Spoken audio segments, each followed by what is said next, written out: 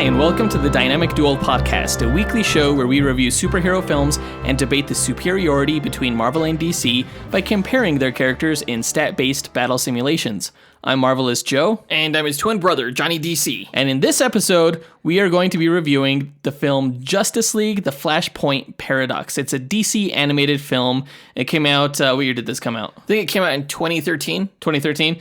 Yeah, it was a damn good movie. I've been waiting a while to review it because we've often heard that it's one of the best animated films that DC has put out. And it did not disappoint. Did not disappoint. It is a great film. Can't wait to talk about it later on this episode. We are reviewing it, of course, as a tie-in to our previous episode, which was a duel match between Wally West Flash and Speedball. Yeah, Wally West is not in this film, but it's Flash adjacent. Right. And that episode, of course, was in lead up to our 150th episode, which is going to be a team duel match between the Teen Titans and the X-Men. Yeah, look forward to that episode coming up in the next few months here. But before we get into the review, we're going to break down the news items from the past week. We'll be talking about the Suicide Squad 2 cast, which has been named The Suicide Squad, right? That has been revealed by James Gunn. We don't know who all of these actors are playing, but it looks like quite the fun cast. Oh yeah, for sure. We'll also be talking about how Deadline has reported that Robert Downey Jr. will be returning as Tony Stark in the Black Widow movie. And finally, we'll be discussing the new Watchmen official trailer that HBO put out. Of course, feel free to jump around in the episode. Our segment times are in our episode description. So if this is old news, just skip to the good stuff. Quick shout out to Bix Head for giving us our 147th rating on Apple Podcasts. We're at 147 now, almost to 200. We're getting like 1 or 2 ratings a week, so we might not make it this year. But hopefully, if we just keep talking about it, you guys will help us get to 200 ratings on Apple Podcasts, because at that point, our reviews of the Marvel and DC films will become eligible to be counted on the Rotten Tomatoes tomato meters for those films. It's a huge goal of ours. If you guys could help us by rating us on Apple Podcasts if you haven't already, or by sharing the podcast with your friends and family, it would be a huge help. Yeah, that's really the biggest thing you could do to help us, if you wanted to help us, is just share the show. Now that that's done, quick, to the No Prize. So a No Prize is an award that Marvel used to give out up until the 90s to fans. Our version of the Dynamic Duel No Prize is a digital award that we post on social media that I personally draw for those who we feel gave the best answer to our question of the week. Last week's question was, who would you cast as Ms. Marvel, Moon Knight, and or She-Hulk for the upcoming Disney Plus series? So our first honorable mention goes to Red Hood of Twitter for his answer of Michelle Borth as She-Hulk. And you may be familiar with Michelle Borth if you saw the Shazam movie. She played Mary Marvel. Yeah, the adult Mary Marvel. Or Lady Shazam, whatever her name is now. Yeah. Honorable mention goes to Jacob Bell, who gave the answer of Naomi Scott for Ms. Marvel, which is a great answer. Naomi played Princess Jasmine in the latest Aladdin movie. She was the Pink Power Ranger in the latest Power Rangers film. Yeah. She was born in England, but her family descends from the Indian-Pakistani area, so that'd be great because Ms. Marvel is Pakistani-American. Jacob also suggested Keanu Reeves for Moon Knight. A lot of people gave the Keanu Reeves answer. Just stick with Warner Brothers, Keanu. I mean, Keanu does have that like grunge, violent edge to him that I think is necessary for Moon Knight. He's also half Asian. Yeah, he is half Asian, and Moon Knight's Jewish roots are such a huge part of his backstory. I always imagine them going with a Jewish actor for Moon Knight. But I could totally see Keanu Reeves pulling it off. I mean, he is a badass. He could totally play a Jewish character as well. Yeah. Jacob also mentioned Michelle Rodriguez for She-Hulk. And yeah, that would be great. I could totally see her as being a cousin of Mark Ruffalo too. Gavin and I gave the answer of Christina Hendricks as She-Hulk. And I've always been a big Christina Hendricks fan ever since Mad Men. And she's got a great figure. I mean, I imagine the She-Hulk character herself will be CG. Yeah, but Christina Hendricks has a good foundation from which to build upon, I think. Definitely. Jeff Miles Jr. gave the answer of Laila Ali for She-Hulk, and Laila Ali is Muhammad Ali's daughter, and she has a nice build too. She's pretty big. I think a lot of listeners gave the answer assuming that She-Hulk would just be an actress that's painted green, so they cast a lot of like bodybuilder types. Right, it's not like Mark Ruffalo is a bodybuilder. Right. I'm assuming, given the rumored budget that a lot of these Disney Plus shows have, that She-Hulk will actually be a CGI creation, much like Thanos and Hulk. Matthew Rivera gave the answer of Colby Smulders or Gina Carano for She-Hulk. But of course, those actors are already playing characters in the Marvel universes. Right. Colby Smulders is Maria Hill, Nick Fury's right-hand woman, and Gina Carano was Angel Dust in the Deadpool movie. Gina Carano, I think if they didn't go the CGI route and they went the painted bodybuilder route like Lou Ferrigno, I I think Gina Carano would be a great She-Hulk because she was an American gladiator and an MMA fighter. She starred in her own movie called Haywire, which actually was pretty damn decent. So I'd like to see that. Shannon Sanderson gave the answer of Keanu Reeves for Moon Knight. Eliza Dushku for She-Hulk. I think Eliza would make a great Jennifer Walters. She really looks the part, and Eliza has been like overdue for a superhero role for a long time, I think. Oh, I know. Yeah, she's a big part of the fandom. I'm surprised she hasn't been in a superhero film yet. Right. Colby Henches gave the answer of Linnea Berthelsen. Yeah, she played 8 in Stranger Things Season 2, the one who could create mental illusions. Oh, that's a great choice. Yeah, really good choice. He also said Jennifer Love Hewitt should be She-Hulk. You know, Jennifer Love Hewitt definitely has the look of Jennifer Walters. She might be a little bit up there in age nowadays. How old is Jennifer? What? Yeah, she's 40 years old. What? You ageist piece of shit. She looks younger than 40 years old, obviously. Yeah. But I would probably want to go like early to mid 30s for this role. Colby also gave the answer of Joe Manganiello for Moon Knight. And it's like, I guess he's not Deathstroke anymore, so why not? Right. Honorable mention goes to George Karnitis, who said that, again, Keanu Reeves should play Moon Knight. Gina Carano should play She-Hulk. We already talked about her. And Linnea Berthelsen should play Ms. Marvel. Those are all great answers. Joel Seagrave gave the answer of Taron Egerton for Moon Knight. Yeah, he's the guy from Kingsman. Yeah. He could definitely play the role, I think. He also said Rosamund Pike should be She-Hulk, which that's a great answer. Kind of. Like, I always liked Rosamund Pike as a Bond girl. She played Miranda Frost in Die Another Day, and she was probably the best part of that movie. She's always been very sophisticated. I've always seen her as like a British sophisticate. So when I think of her, I don't think of Jennifer Walters. Maybe it's just a hair color thing, because Rosamund is very blonde, and Jennifer Walters to me is very brunette. She's a fantastic actress. I don't know what you're talking about. For Miss Marvel, Joel Seagrave said that they should cast an unknown Bollywood actress, and I'm all for that as well. Yeah, it's probably going to be an unknown. Honorable mention goes to Dustin Belcom, who said Jackie Earle Haley should play Moon Knight. What? He's a little bit up there in the years. He played Rorschach in the Watchmen movie by Zack Snyder. That's an interesting choice. But he kind of has that grunge, edgy, violent feel to him. So, like, someone of that type could totally play Moon Knight. Dustin said Sophia Boutella should play Ms. Marvel. Sophia was in the new Mummy movie, and she was also in the first Kingsman movie. She played the bad guy with, like, the knives for legs. She would be my choice. That's a great answer. Yeah. And finally, Dustin said that Courtney Ford should play She-Hulk. And I don't know who that is. She was in Dexter. She's great. She would actually fit the role really well. John Spees gave the answer of Christian Bale for Moon Knight, which get the fuck out of here. What? He also said Naomi. You just don't want Christian Bale to play any other role? No! What are you doing? What are you doing? I mean, if he played Batman, he might be able to play Moon Knight. Yeah, and maybe we should also cast Robert Downey Jr. as Superman. Let's do that. That would be weird. He also said Naomi Scott should be Miss Marvel. Yeah, from Aladdin. Yep. And his brother Adam Spees said Rami Malek should play Moon Knight, which was fascinating to me because Moon Knight, although in the comics he is Jewish, he's the champion of the Egyptian deity Khonshu. And Rami Malek, of course, his family descends from Egypt. So you could have an Egyptian Moon Knight, which is interesting. I actually really like that idea. If you didn't go Jewish with him, it would be great to go Egyptian. And Adam also said Linnea Berthelsen as Ms. Marvel from Stranger Things. All great answers. But the winners of this week's No Prize go to Kenneth McNeese Jr. for his answer of Sophia Taylor Ali as Miss Marvel. Right. She's probably an unknown to a lot of people. I didn't know who Sophia Ali was. But if you look her up, she's a 23-year-old actress who starred in Grey's Anatomy and in a horror film called Truth or Dare. She is Pakistani-American, and she looks the part so much. She could easily play like a late teenager, which is what Ms. Marvel is. She's perfect for the role. If they don't cast her, I would be surprised. She's almost so perfect that I would have to think that she's in Marvel's shortlist. Kenneth also gave the answer of Liev Schreiber for Moon Knight and Eliza Dushku for She-Hulk. Both great answers. Liev Schreiber a little bit up there in age maybe, but yeah, he would make a great Moon Knight because he's also Jewish.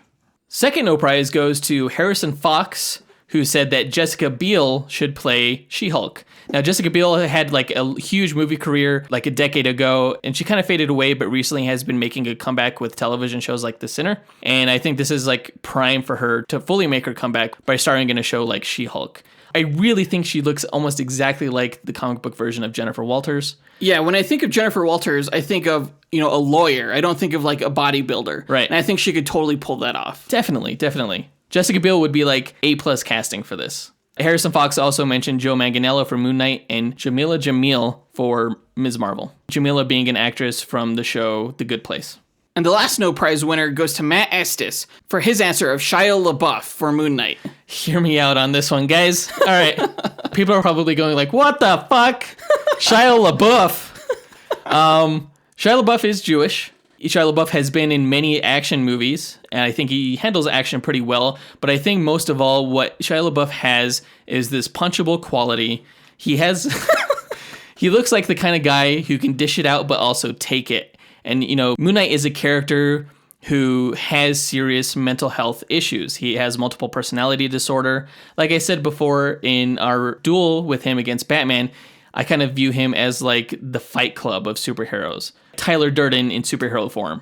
Yeah, if you mix Edward Norton with Brad Pitt. Right. I think Shia LaBeouf is a good enough actor to pull off a lot of like the darkness that the character needs. He just has that grungy, violent edge that I think the role needs. Yeah, we'll see how much hate mail we get for this one. Like, I didn't like it at first when I first saw the answer, but it really grew on me to the point where I just really liked it. Who did you cast again in your movie pitch that we did for Patreon? My Moon Knight movie pitch, I cast Ben Foster, who played Angel in X-Men 3. That's right. Who is also another Jewish actor who has played multiple comic book roles in multiple movies. Matt Estes also answered Dana Lynn Bailey for She-Hulk. She's a bodybuilder. And Ariel Winter for Ms. Marvel, which I don't really get. Yeah, that's not the answer you won your no prize for. No, it's not. So yeah, Sophia Taylor-Ali for Ms. Marvel, Jessica Biel for She-Hulk, and Shia LaBeouf for Moon Knight. I could definitely get behind all three of those casting choices. So congrats again to Kenneth McNeese Jr., Harrison Fox, and Matt Estes. You guys win this week's no prizes. If you, the listener, want to win your own no prize, go ahead and stay tuned to later on this episode when we ask another question of the week. Moving on from all the controversy, on to the news.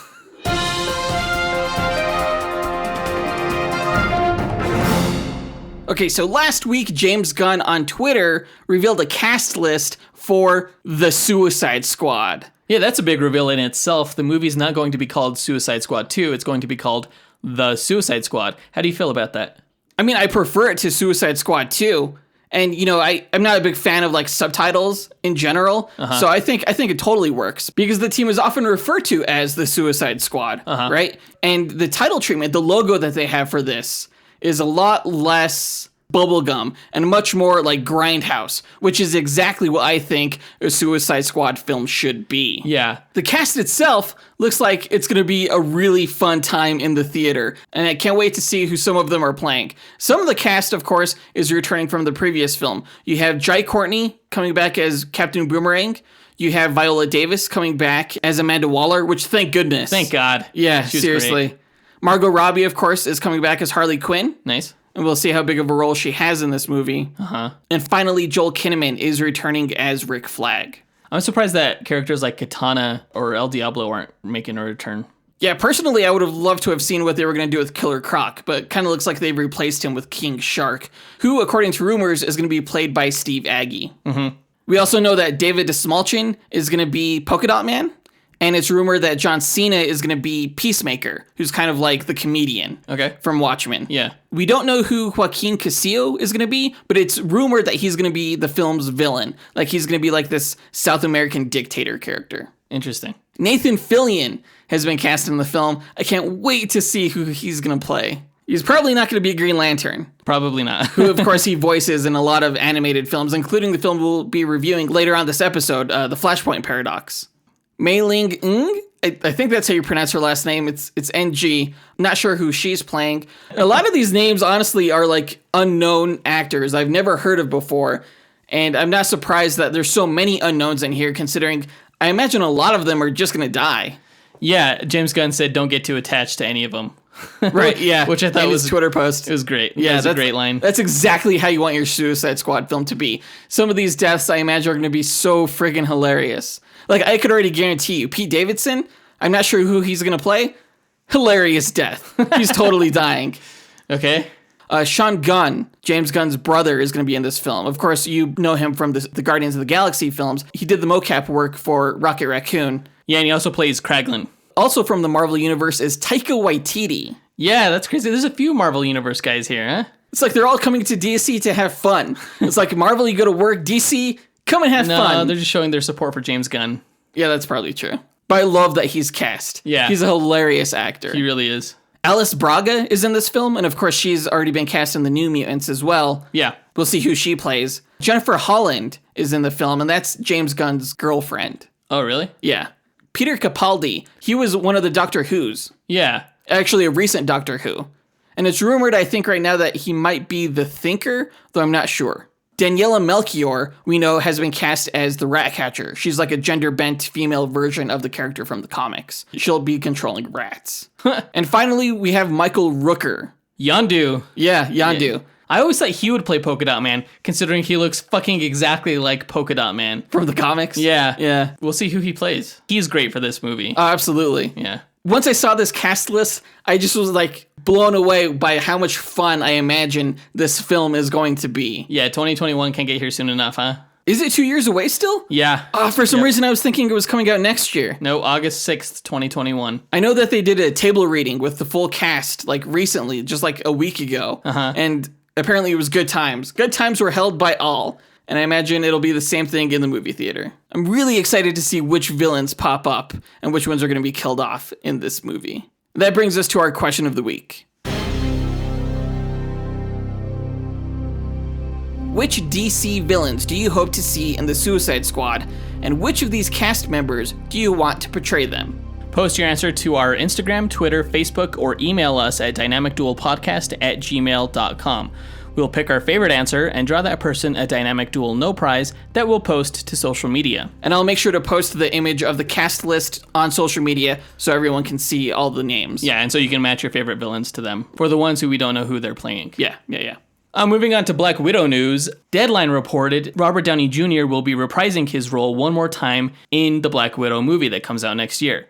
Now, this doesn't surprise me. It's been confirmed that the film takes place in between the events of Captain America Civil War and Avengers Infinity War. Do you remember at the end of Civil War where Black Widow just kind of like walked away? I imagine that means in this film she's going to be on the run, from the US government. Yeah, most likely. Yeah, they announced that RDJ is going to be making an appearance here, but I wouldn't be surprised if Chris Evans also is going to be making an appearance. I hope they're just cameos, honestly. I don't want Robert Downey Jr. to be involved, to the extent of, say, something like Spider-Man Homecoming. Yeah. The news was announced by Deadline during the report on the Saturn Awards, during which Robert Downey Jr. won the Best Actor in a Film award. Well, that's just because the Joker hasn't come out yet. I don't know, if he's winning these actor awards, who's to say that he might get a nomination for the Oscars? Joaquin Phoenix won an award at TIFF. Who cares? We're talking about Robert Downey Jr. Okay. What are you going to do if Robert Downey Jr. gets nominated and actually wins an Oscar over Joaquin Phoenix? Dude, I am so not even intimidated by that. That's not going to happen. What are you going to do if that happens? Congratulate you, I guess? No, you're not. You're going to be you're going to cry. Shit. You're going to cry. I will cry, because that would be bullshit. It's not going to happen, so I have nothing to worry about. That's all I want. I just want to see you cry. Jeez. Do you think it's too soon? He just died and it was a huge thing. And now they're kind of undoing the impact of it. Maybe a little bit compared to something like Hugh Jackman's turn as Wolverine, where, he never revisited the role and never will. But I kind of like seeing him still exist within the universe and still have a presence. But yeah, I want to see Chris Evans make a cameo too. I want to see how she meets up with him so that they're together as a team at the start of Infinity War. And also they've had a much closer relationship, I think. So in other news, HBO released an official Watchmen trailer for their HBO series coming out later this year. Yeah. How many trailers is this show going to have? Honestly, I'm kind of wondering the same thing. The Comic-Con trailer I really liked. Yeah. Right away off the bat, you see a character you're familiar with, Hooded Justice. They talk about Dr. Manhattan. They mention him by name. You see Dr. Manhattan. You get to see his hand. This trailer didn't feel really connected to the Watchmen universe in the same way. Right. There's still so much mystique about this show. At this point, I'm just explain what the show is about and what's going to happen. Because right now, I'm having trouble kind of caring as much. I feel disconnected from it. It doesn't take place in New York. It takes place in some kind of southern state. I think it's Tulsa. Oh, is it? Yeah. Oklahoma? Yeah. Okay. I don't really recognize any of the characters either. There are a lot of homages to the Watchmen series within this trailer, but nothing that feels compelling to me, honestly. Well, sort of. One thing we didn't mention in the last trailer, because somehow I didn't make the connection, but Jean Smart, the character who's playing Laurie Blake, that's fucking Laurie Juspachik. from Watchmen. The Silk Spectre? Yeah. She's an FBI agent Really? now. She's taken up her father's last name, Edward Blake. This is the same character that Malin Ackerman played in the Watchmen movie. Exactly. Right? Yeah, Gene Smart's playing an older version of her. Oh, that's kind of fascinating. It is. It kind of boggles the mind how, a character like Lori and Dan, who are on the run, now she's an FBI agent. It's like, how did that happen? Yeah, that's kind of weird. I wonder what Dan's doing. I mean, we see another shot of Archie. Maybe Dan's in the owl ship. I don't know.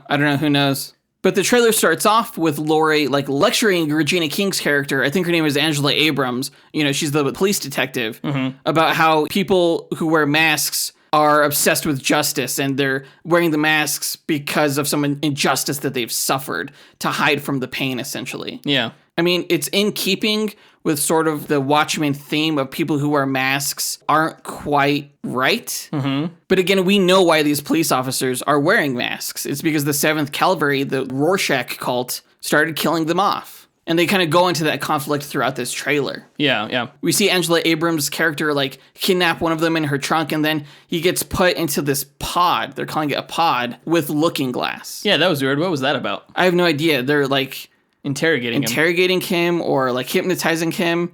Later on in the trailer, we see this interesting blue tree that starts sprouting. Looks very much like something of Dr. Manhattan, as they're talking about conspiracies that are afoot and stuff like that. A lot of the same dialogue that they used in previous trailers. Mm-hmm. But no other real hook besides that. If I watch this, it's going to be to see those characters that I know and love from the Watchmen comic. The legacy of these characters. Right now, what they've left behind seems not really as interesting as who they were. And I may be judging it too prematurely. I don't need any more trailers that are just really mysterious and stuff like that. I just want to watch the show already. I feel like it's going to be boring, man. I hope I'm proven wrong. We'll find out on October 20th. It's in 34 days, so we'll see. I'm really curious to see what our listeners feel about these trailers, and if they're pumped up for the Watchmen show, how they feel about it. Yeah, because I'm totally meh right now about it. Well, you're fucking biased, but the people who have read the Watchmen comic, are they going to watch this? We'll see. But that is it for all the news for this episode. Let's go ahead and get into the main event, where we review the film Justice League: The Flashpoint Paradox.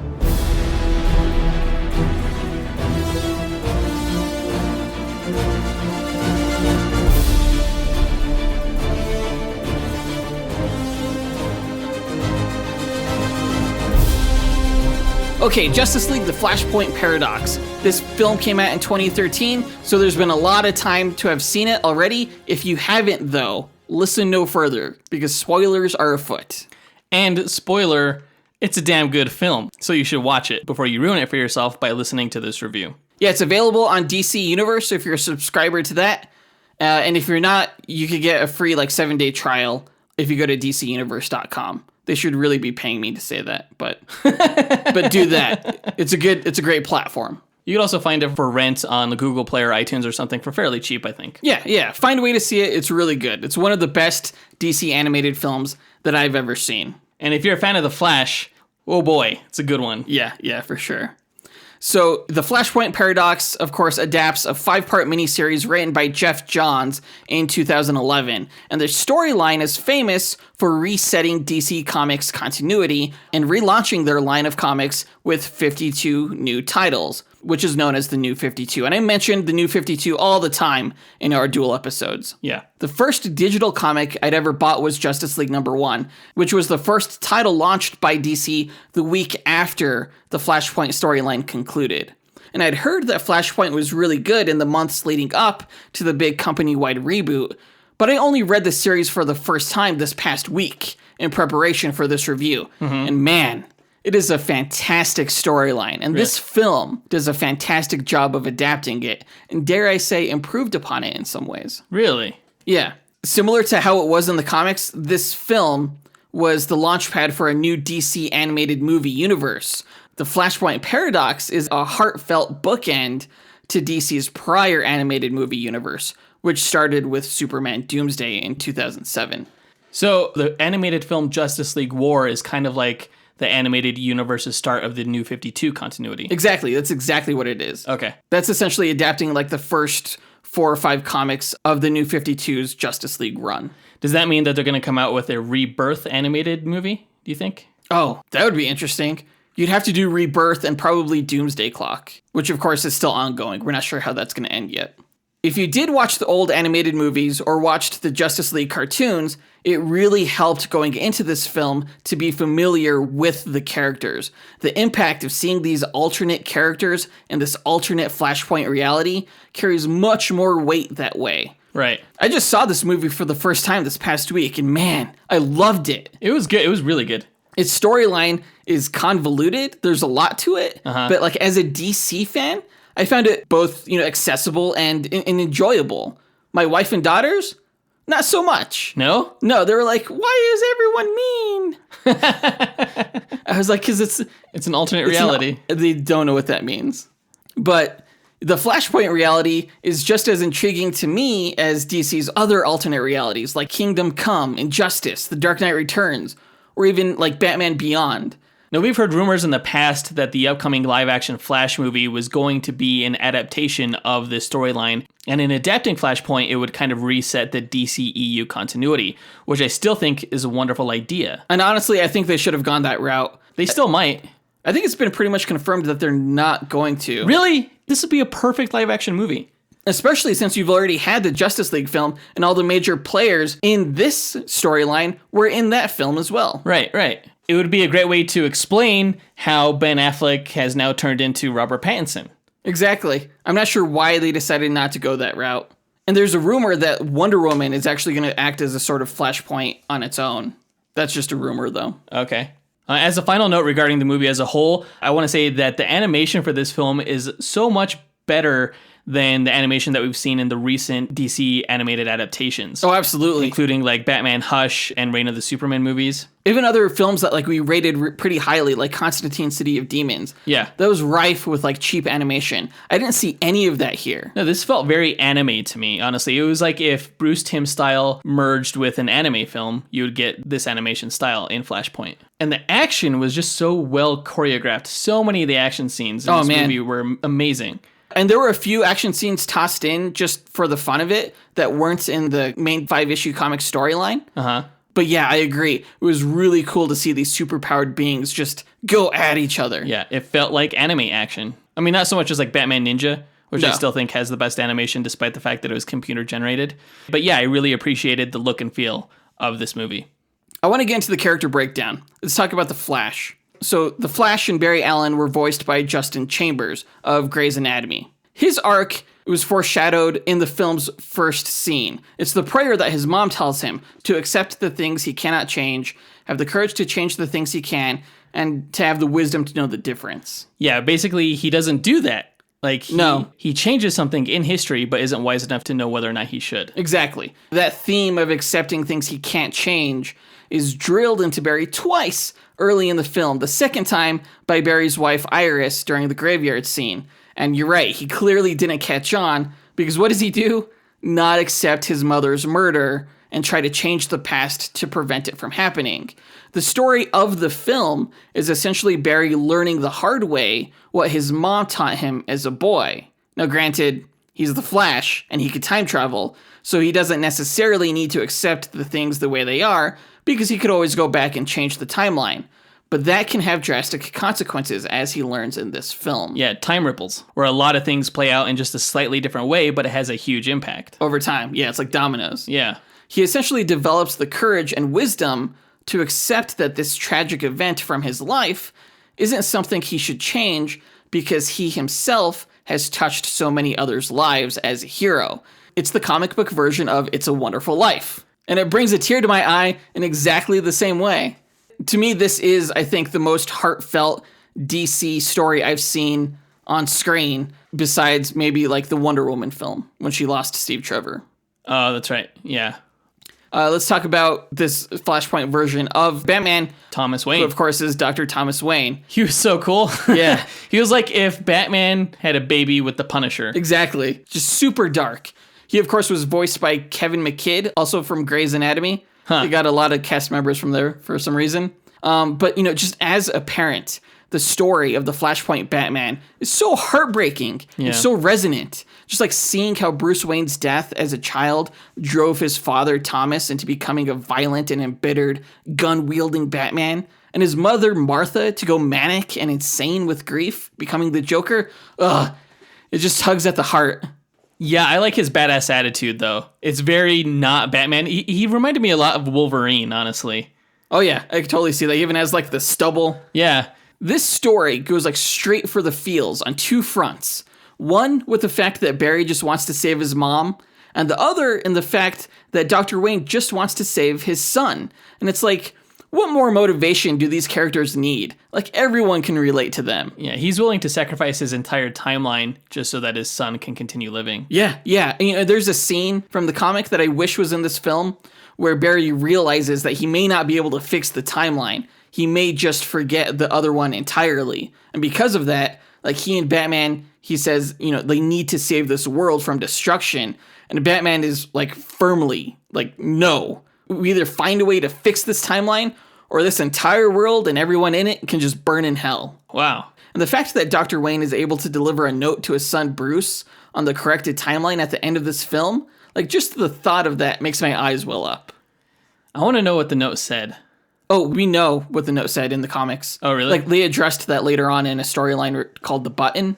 It's kind of like a sequel to Flashpoint. Uh-huh. It's essentially Dr. Wayne telling Bruce not to be Batman. Like, not to live his life as this tortured soul seeking revenge. Really? He wants him to be happy.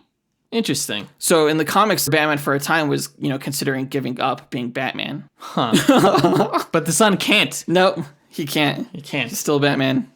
Moving on to Cyborg, Victor Stone. I remember watching the movie, I was thinking, man, they really cast like a Michael B. Jordan-y guy to do the role for Cyborg. And then I saw the credits. I'm like, oh, that was Michael B. Jordan. It's Killmonger. Freaking Killmonger. Yeah. I think this storyline specifically is one of the reasons why Cyborg has been elevated to Justice League status. Like, he's the Superman surrogate here, an American-made champion who genuinely wants to do good and be a hero. He's Batman's foil, essentially. Yeah. And usually with Cyborg, writers take a Frankenstein's monster approach where he's, like, not comfortable with what he is. But you didn't see any of that in this story. No. He was, like, America's #1 hero, and he knew it, like, without any ego. I like the way they portrayed his powers in this movie. Yeah, in this film and Justice League War. Like, that's the coolest I've ever seen his powers depicted. Way cooler than the Justice League film. The way he just, like, integrates with other machinery and stuff like that. Yeah. It's really cool. And he was huge in this film. Like, he was twice as tall as anyone else. Yeah, that he was like crazy. a giant. That's kind of weird. He wasn't that tall in the comics. No. He was a little bit taller, but I think he was just as tall as he was normally, for the most part, in normal continuity. I wonder why they made that design choice for this. I don't know. Yeah, overall, like, the design choices were pretty much straight from the comic. I did notice that the Flash had a different costume at the end of the movie compared to the beginning. So did Batman. He did? Yeah. Oh, so this is like their new 52 costumes? Exactly. Oh. In the beginning of the film, Batman had a blue cowl, and at the end of the film, he had a black one. Really? Yeah. I did not even catch that. Interesting. Moving on to the last character that I want to touch on before we get into the story breakdown, Professor Zoom, Eobard Thawne. Yeah. In the comics, Professor Zoom is the one who killed Barry's mom, Nora, and they changed that here, and I'm not sure why.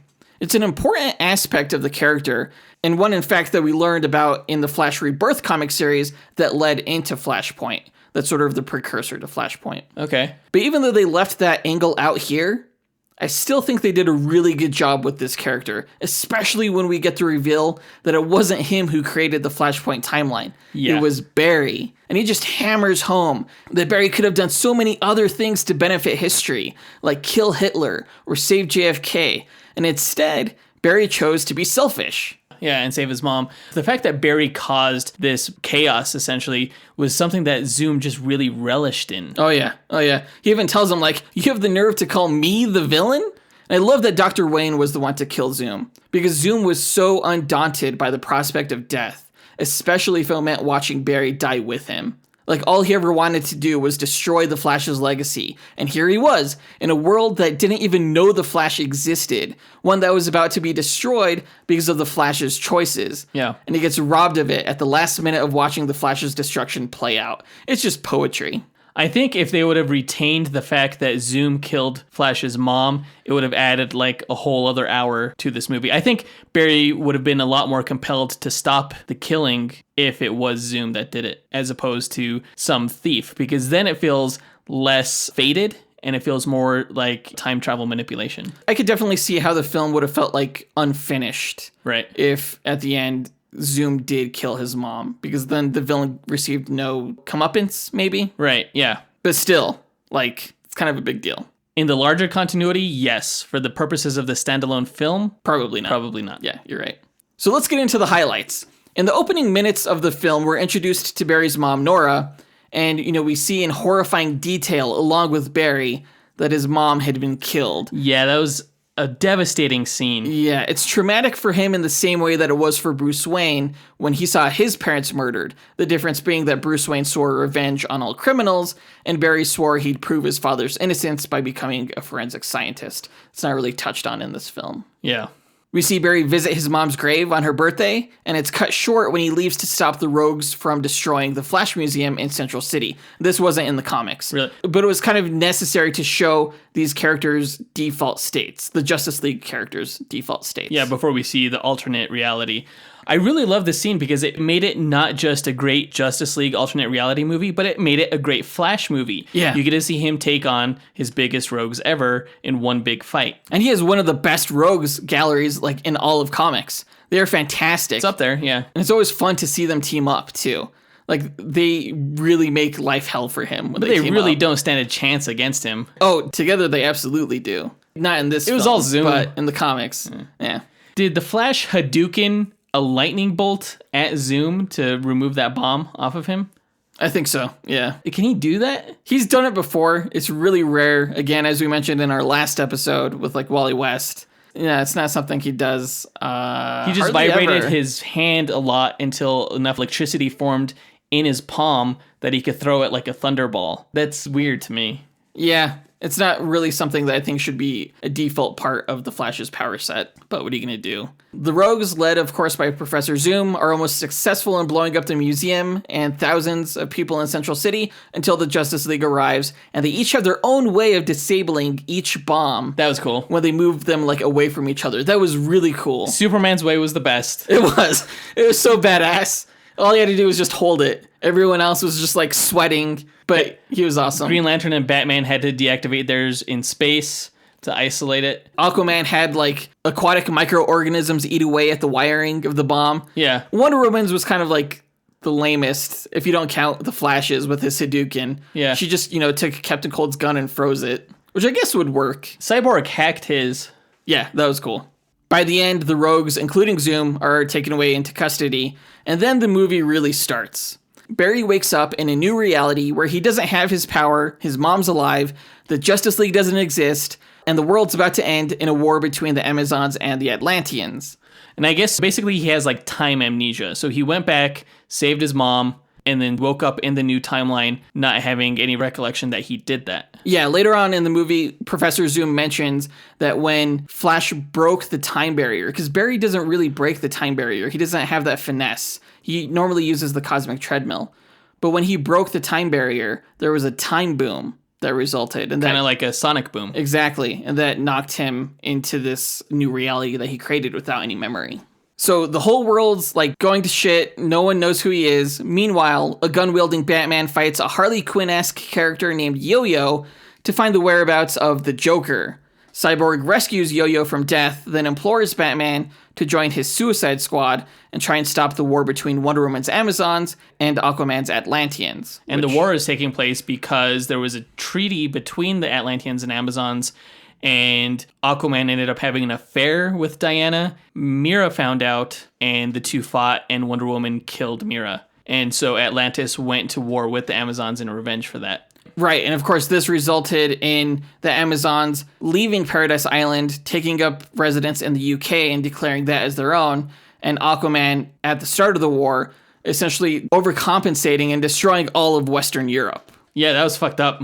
It was crazy. Basically, this war is bringing the world to an end, and Cyborg is trying to stop it with the help of Batman, but Batman refuses. By this point, Barry drives to a decrepit Wayne Manor and makes his way into the Batcave, where Batman confronts him and Barry realizes it's Thomas Wayne. Barry explains to Batman that this is an alternate timeline and realizes that Professor Zoom must be involved. Or so he thinks. We get our first look at Wonder Woman and her Amazons as they hunt down and kill Steve Trevor, who is a United States agent within New Themyscira, the former UK.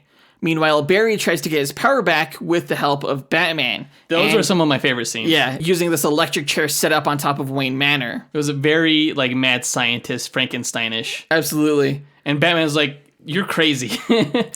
Yeah, Barry gets struck by lightning, but gets third-degree burns instead of powers. And when that happened, I was like, oh, no! It was kind of funny. I wonder why it didn't work the first time, the experiment. The lightning bolt wasn't powerful enough. In the comics, that's what happened. Okay.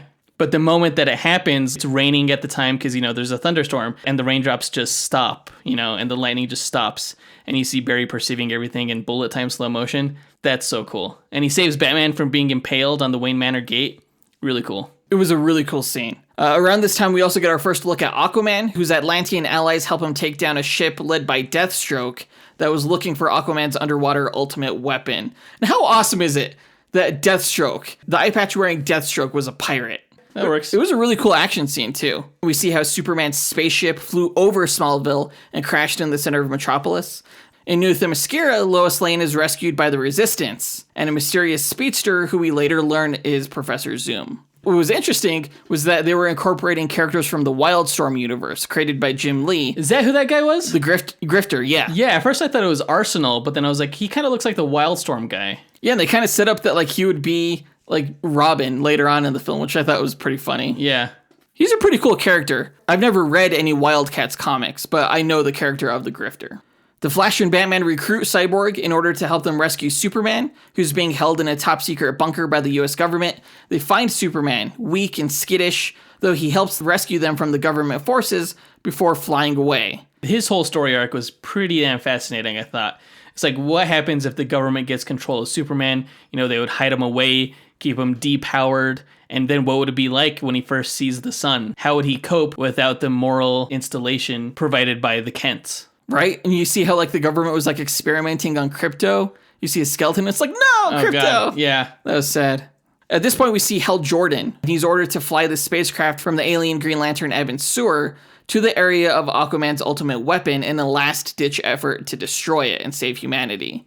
His craft, of course, is swallowed by a giant sea creature of Aquaman's bidding, and Hal Jordan dies in an explosion. I really liked the way they did Hal Jordan here. It's different from what they did in the comics, and I think this version is a lot better. What did they do in the comics with him? In the comics, Abin Sur wasn't dead. He was the Green Lantern. Oh, okay. And Hal Jordan just flew a plane. His missile was called the Green Arrow, because like it always hit its target. Interesting. But the fact that they had him fly like a Green Lantern spacecraft, I thought was really cool. And just like how he explained how he wasn't afraid to do this because he gets to fly a badass alien ship and save humanity. Yeah. It's like, it's so on character. Yeah. It seems like what they did in the movie was better. The Flash wakes up in a suburban home of the Shazam foster kids, and with the news of Hal's death, rallies the heroes, the nihilistic Batman in particular, that was important, to save the world by stopping Aquaman and Wonder Woman themselves.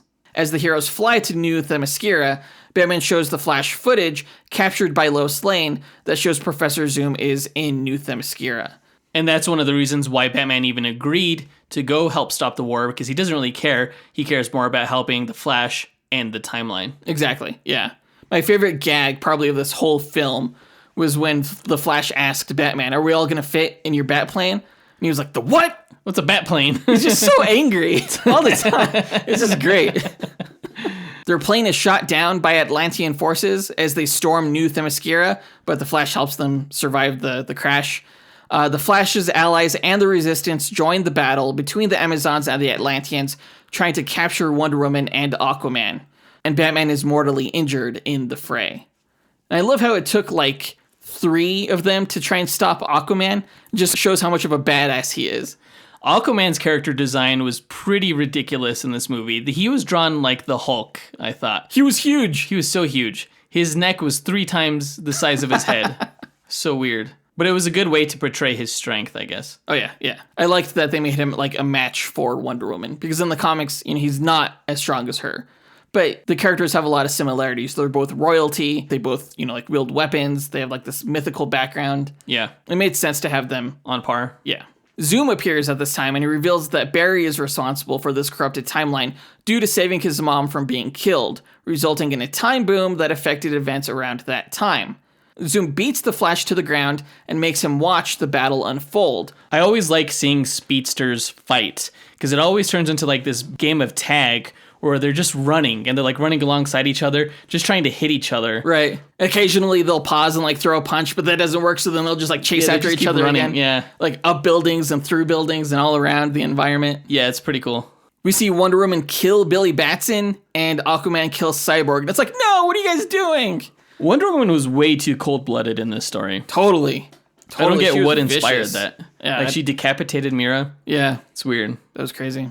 They never explain what happened in her history for her to turn out that way. Not in this film.